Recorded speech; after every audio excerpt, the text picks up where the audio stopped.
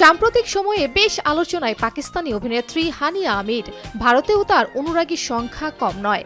কয়েকদিন আগেই হোলি উপলক্ষে ভারতীয় অনুরাগীদের শুভেচ্ছা জানিয়েছিলেন তিনি। নিজের বেশ কিছু ছবিও শেয়ার করেছিলেন সামাজিক যোগাযোগ মাধ্যমে, যেখানে কয়েকটি ছবিতে দেখা যায় ইংল্যান্ডের রাস্তায় বান্ধবীদের সঙ্গে সময় কাটাচ্ছেন হানিয়া।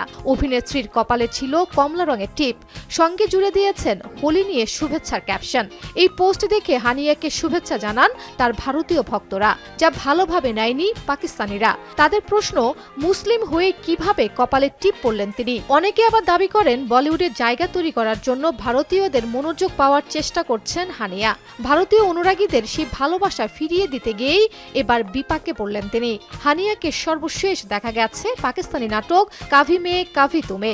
ভারতের দর্শকদের মাঝেও এই নাটকের বেশ জনপ্রিয়তা রয়েছে।